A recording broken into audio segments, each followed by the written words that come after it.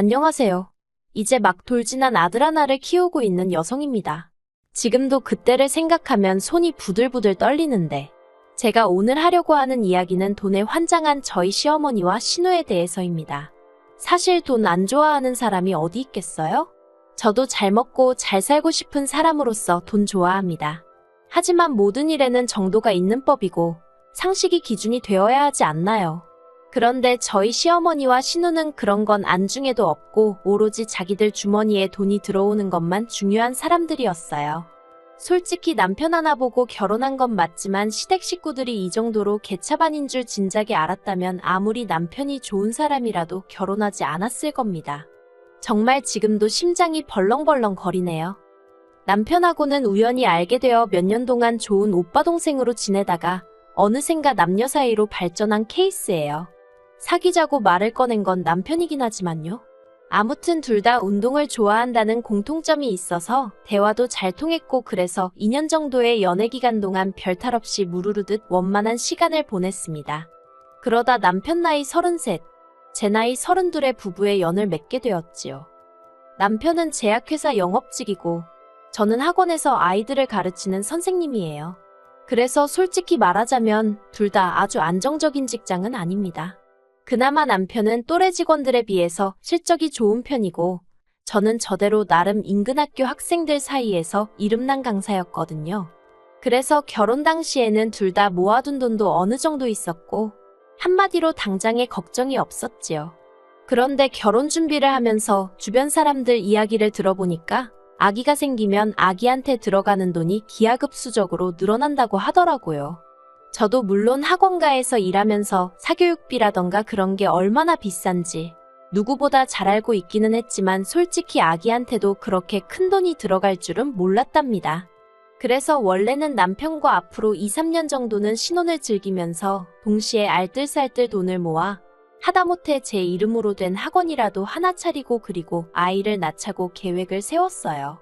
그런데 인생이 원래 계획대로만 흘러가지는 않는다더니 하필이면 식을 올리고 3개월도 되지 않아서 아기 천사가 찾아와 줄 줄은 몰랐네요. 시기를 생각하면 아쉽기는 했지만 임신은 어쨌든 축복이잖아요. 남편에게 임신 소식을 알리니 저보다 더 기뻐하면서 눈물까지 보이더라고요. 양가 부모님들도 무척이나 좋아하셨습니다. 특히나 시어머니께서는 가뜩이나 당신 아들이 나이가 적은 것도 아닌데 2, 3년 후가 어쩌고 해서 영 탐탁치 않다고 대놓고 말씀하신 적도 있었거든요. 그래서 더 안도하시고 기뻐하시는 눈치였어요. 하지만 기쁨도 잠시, 이내 현실적인 걱정들이 하나둘씩 떠오르기 시작했습니다. 당장 불러오는 배를 어떻게 하고 출퇴근을 해야 하나 싶었고 사실 학원에 육아휴직이라는 게 제도상 있기는 했지만 솔직히 얼마나 쓸 수 있을지 도통 감이 오질 않았으니까요. 남편도 마찬가지였습니다. 영업직이라는 게 결국 계속 관계를 유지하고 이어나가야 하는데 그러려면 발로 뛰어다니는 게 제일 중요하다고 하더라고요.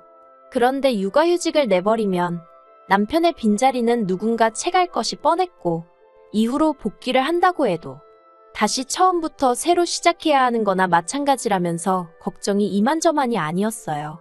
그래서 고민 끝에 저희는 일단 시어머니에게 부탁을 드려보기로 했습니다. 솔직히 손꼽아 손주 보기를 기다리셨으니 도움을 주시지 않을까 하는 어느 정도 믿음이 있었거든요. 그런데 시어머니의 반응은 뜻밖이다 못해 차갑기 그지없었습니다. 일단 저희 시어머니에 대해서 이야기를 해보자면 시어머니는 당시 연세가 60세스로 매일같이 헬스장에서 운동을 2시간씩 하실 만큼 건강하신 분이셨어요. 드시는 것도 어찌나 신경 써서 드시는지 홈쇼핑에서 무슨 영양제가 좋다 하면 몇 박스씩 쌓아놓고 보약 챙겨 드시듯 드셨지요. 그런데 저희가 아이를 봐주실 수 있냐는 이야기를 꺼내기가 무섭게 당신에게 아무것도 기대하지 말랍니다. 니들 자식인데 누구 손을 빌어 키우려고 하냐고. 죽이 되든 밥이 되든 저희가 알아서 하라고. 그게 부모 노릇이라고요. 그리고 시어머니의 따끔한 호통에 저는 서운한 마음이 들었지만 이내 구구절절 틀린 말이 하나 없다 싶어서 더는 묻지도 매달리지도 않았습니다. 하지만 남편하고 몇 날 며칠 머리를 맞대고 궁리를 해봐도 도대체 어떻게 해야 할지 모르겠더라고요. 그래서 결국 이번엔 친정어머니께 이야기를 꺼냈지요. 그러자 친정어머니께선 봐주는 건 얼마든지 해줄 수 있지만 당신이 운전을 못하니 어쩌면 좋겠냐며 안타까워하셨습니다. 그리고 이 부분에 있어서는 장모님이 봐주신다고만 하면 남편이 자기가 출퇴근을 하면서 아이를 데려다주고 데리고 오겠다고 하더라고요.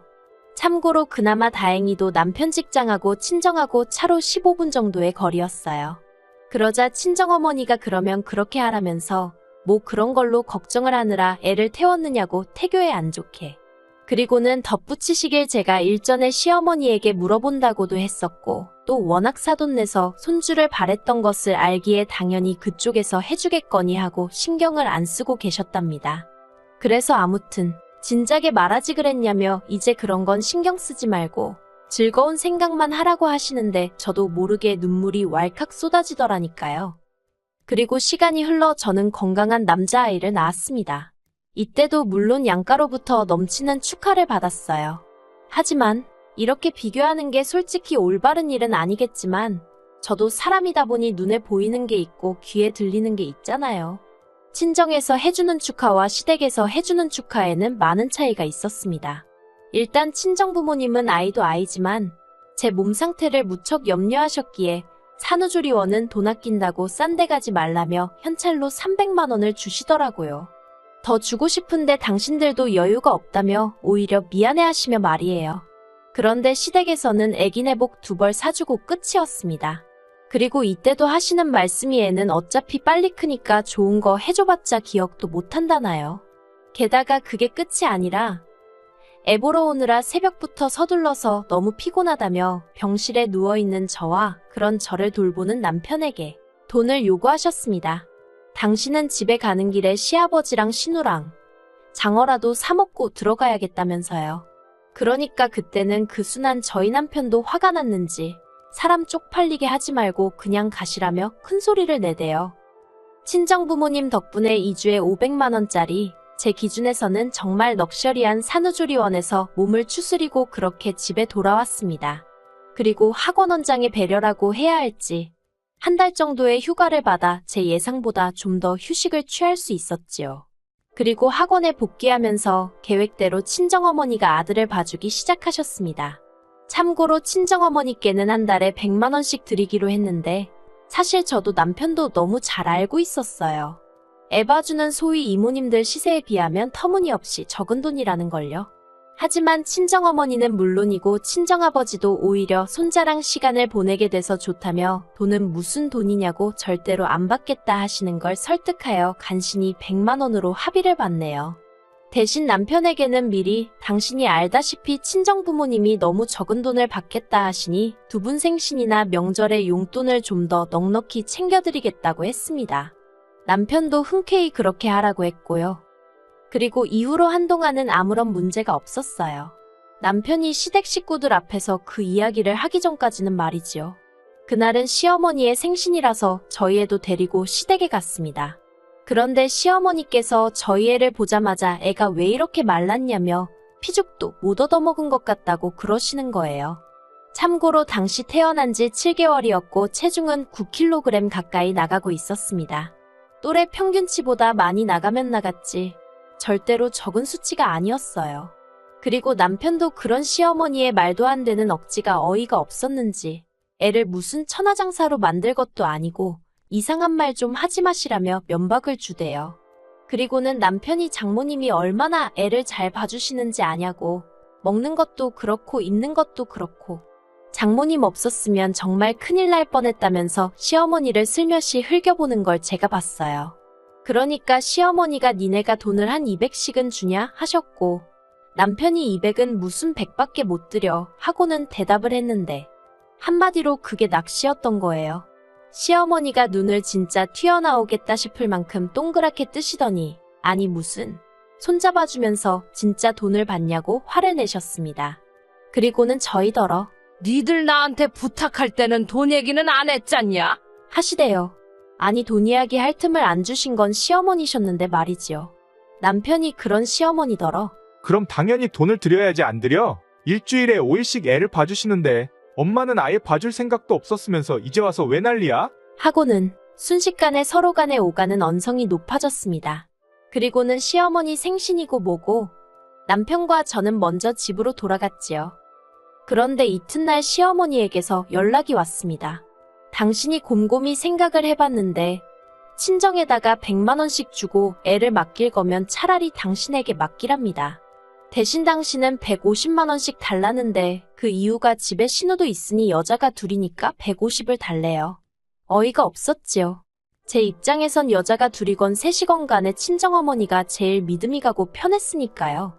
그래서 이제 와서 그렇게 하는 건 아닌 것 같다고 딱 잘라 말씀드렸습니다. 제 입으로 말하기 부끄럽지만 저희 애에 대해서는 친정어머니가 전문가라고 해도 될 만큼 이제 많은 걸 알고 계시고 애도 저희 친정어머니랑 보내는 시간에 적응을 한 상황인데 갑자기 어머님한테 맡기는 건 여러 가지로 아닌 것 같다고요. 하지만 시어머니는 당신의 고집을 쉽게 꺾지 않으셨어요. 비싸서 그러냐면서 그러면 100만 원만 받을 테니 대신 저희가 친정에 하듯이 애를 시댁에 데려다주고 데리고 가라는 거예요. 그런데 시댁은 저희 집에서 정반대 방향이고 남편도 저도 그쪽으로 출퇴근을 하지 않거든요. 그래서 정말 안 된다고 거듭해서 거절을 했어요. 그런데도 시어머니는 포기하지 않고 급기야 신우랑 번갈아 가며 매일같이 저에게 전화를 걸어왔고 견딜 수 없던 저는 두 사람의 전화는 아예 무시하기에 이르렀지요. 남편이라고 가만히 있었던 것도 아니에요. 남편도 시어머니한테 정말 왜 이러시냐고 체면 좀 지키시라고 어지간히 듣기 싫은 소리를 해댔다는 걸 저도 몇 번이나 보고 들었으니까요. 그리고 그렇게 시어머니와 신경전이라고 해야 할지 전쟁이라고 해야 할지 아무튼 그렇게 한 달 가까이 시간이 지나자 어느 순간부터 시어머니한테 연락이 오지 않는 것 같았고 저는 이렇게 상황이 마무리되는가 보다 했습니다. 시어머니가 포기하셨구나 싶었지요. 그런데 그게 아니었습니다. 학원에서 한참 수업을 하고 있는데 친정어머니한테 전화가 왔어요. 친정어머니는 제 학원 스케줄을 잘 알고 계셨기 때문에 웬만한 일이 아니고서는 절대로 제 수업 시간에 전화를 하시는 일이 없으시거든요. 그래서 저는 급한 일이라는 걸 바로 눈치챌 수 있었고 학생들에게 양해를 구하고 전화를 받았지요. 그랬더니 친정어머니 말씀이 시어머니랑 신우가 현관문을 두드리고 난리가 났는데 이걸 열어줘야 하냐입니다. 어이가 없어서 지금 누구랑 계시냐니까 혼자서 애 보고 있다고 하시길래 절대로 문 열어주지 마시라고 했어요. 그리고는 바로 남편에게 전화의 상황을 알렸더니 남편이 미치겠다면서 자기가 바로 가보겠다 하대요. 저는 아무리 그래도 수업은 마쳐야 하는 상황이었기에 전화를 끊고 20분 정도 있다가 출발을 했고요. 정말 제가 무슨 정신으로 운전을 한 건지도 기억이 안 날 만큼 밟아서 친정에 도착했어요. 그리고 제가 보게 된 광경은 가관도 아니었습니다. 남편이 먼저 도착해 어느 정도 상황이 정리가 되었던 걸 감안하더라도 친정어머니는 제 아들을 끌어안고 벌벌 떨고 계셨고 시어머니와 신우는 문을 삭히지 못하고 있었어요. 제가 도대체 이게 다 무슨 행패냐고 소리를 질렀더니 시어머니가 네가 먼저 내 연락도 안 받고 무시하지 않았냐며 할머니가 손자 데리러 왔는데 무슨 문제라도 있냐입니다. 어이가 없어서 제가 남편한테 당장 이 상황을 어떻게든 해결하라고 소리를 질렀어요. 그러자 남편도 알겠다면서 시어머니더러 이러면 경찰 부르는 수밖에 없다고 제발 적당히 좀 하라고 아주 읍소를 하더라니까요.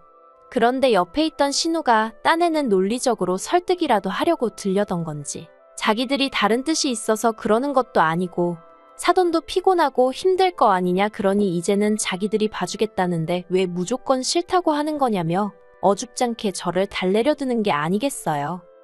하지만 이로 인해 시어머니나 신우가 정말 제 아들을 돈으로만 보고 있다는 확신이 들었고 저는 남편에게 2번 다시 내 아들을 당신 가족들에게 보여줄 수 없다 했습니다.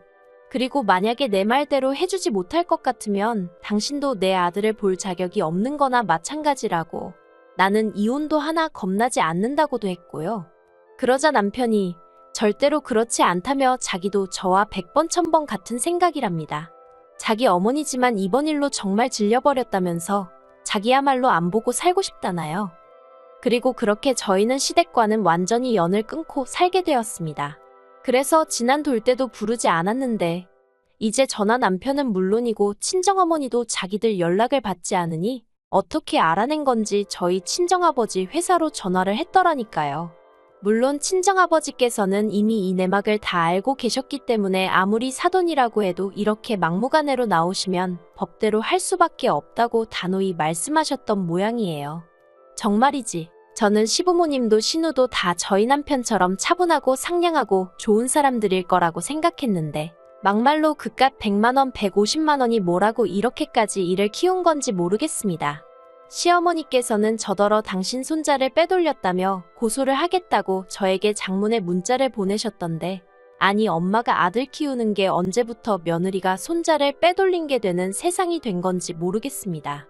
도대체 저희 시어머니는 어떤 세상에 살고 계신 건지 이해가 안 되네요.